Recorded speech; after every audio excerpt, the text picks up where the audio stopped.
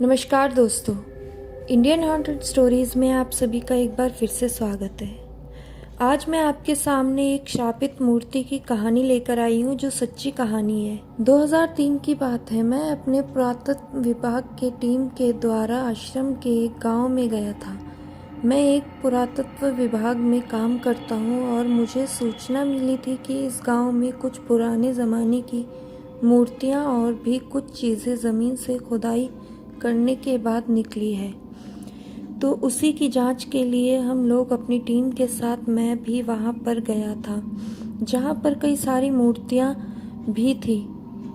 पर एक मूर्ति उन सबसे अलग थी। उसे देखने से ऐसा लग रहा था जैसे वह ना तो कोई भगवान की मूर्ति थी, ना ही कोई और।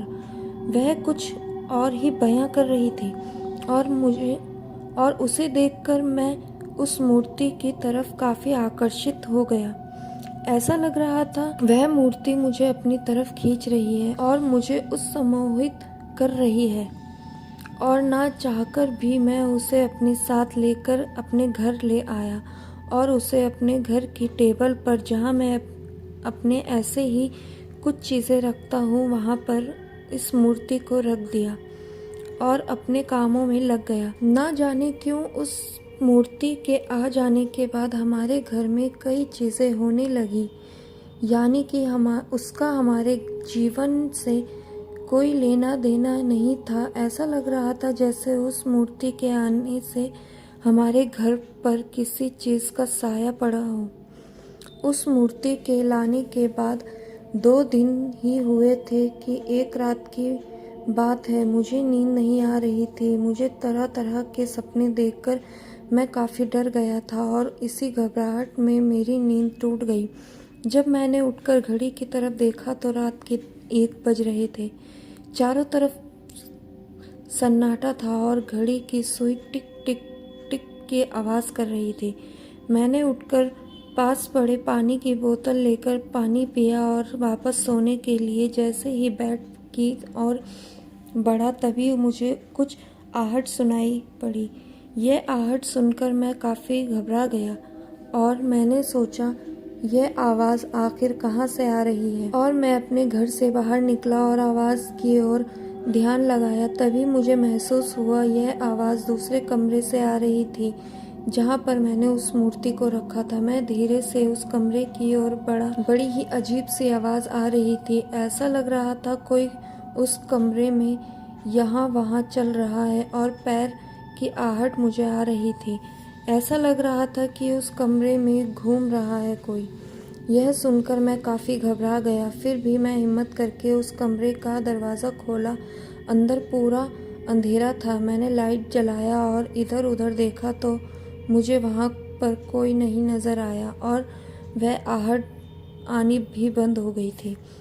फिर मैं सोचने लगा, अभी तो यहाँ से आवाज़ आ ही रही थी, फिर अचानक बंद कैसे हो गई।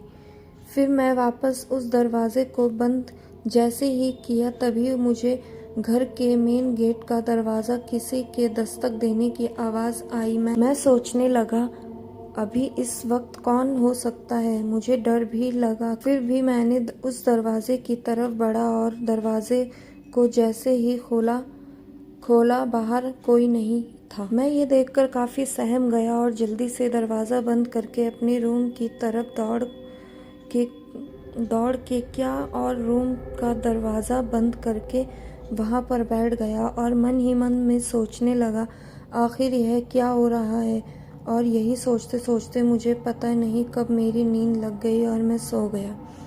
जब सुबह नींद टूटी तो सुबह के 9 बज चुके थे। मैं जल्दी से तैयार होकर अपने ऑफिस के लिए निकल गया, लेकिन पूरा दिन मुझे उस रात वाली घटना का मेरे दिमाग में यह घटनाक्रम घूम रहा था। आखिर वह क्या था, आखिर क्यों हो रहा मेरे घर में। यही सब सोचते सोचते मैंने सोचा, हो सकता है यह मेरे मन का वहम हो, और यही सोचकर मैंने ज़्यादा ध्यान नहीं दिया। और शाम को मैं अपने घर आया, खाना बनाया और रात को टीवी देखने के लिए मैं बैठ गया। टीवी देख रहा था, तभी ऐसा लगा बाथरूम से कोई आवाज़ आ रही थी।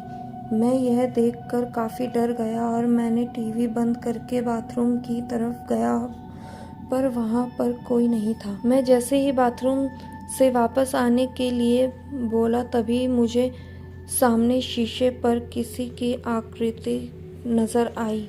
ऐसा लगा वहाँ किसी महिला का साया था। यह देखकर मैं काफ़ी डर गया और भाग के बाथरूम से बाहर आकर अपने घर की तरफ भागा, और यह सब मेरी आंखों के सामने हुआ था। जैसे मैं काफ़ी डर गया और सोचने लगा, तभी लगा ज़रूर हो ना हो इस घर में किसी का साया पड़ गया है। और यही सब सोचते सोचते मैंने अपने एक गुरुजी जो कि मेरे घर के गुरुजी हैं, उन्हें मैंने फ़ोन लगाया और उन्हें सारी बातें बताई। गुरुजी ने मुझे कुछ मंत्र बताए।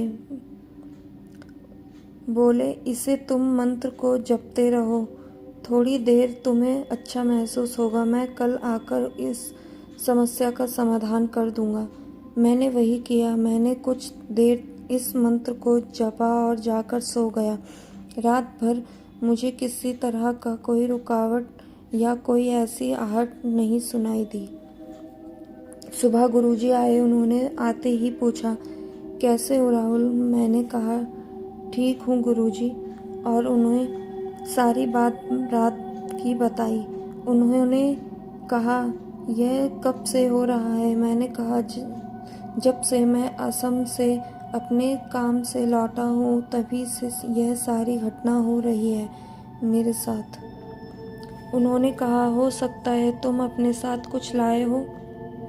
मैंने कहा, वहाँ एक मुझे मूर्ति काफ़ी अच्छी लगी थी, जिसे मैं लेकर अपने घर आ गया हूँ।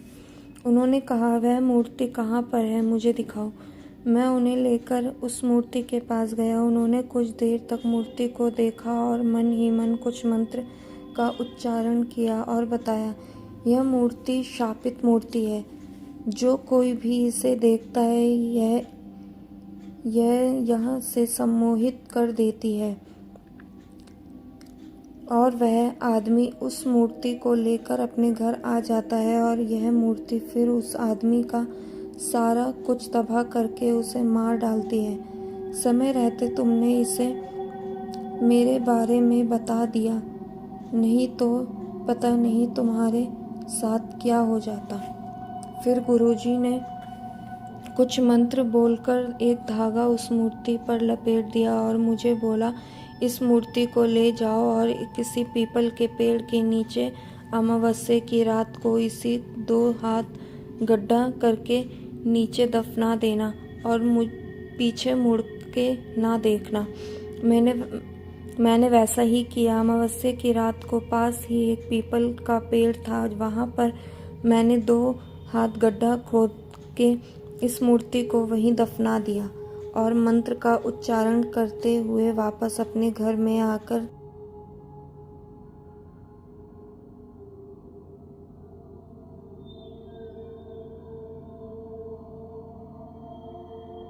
स्नान करके गुरु जी के द्वारा दिया गया लॉकेट पहन लिया। उस दिन के बाद मुझे कभी भी इस तरह का घटनाक्रम से सामना नहीं करना पड़ा। धन्यवाद। आज की वीडियो आपको मेरी कैसी लगी कमेंट करके ज़रूर बताएं। वीडियो पसंद आए तो लाइक ज़रूर करें और मेरे चैनल को सब्सक्राइब करना ना भूलें। धन्यवाद।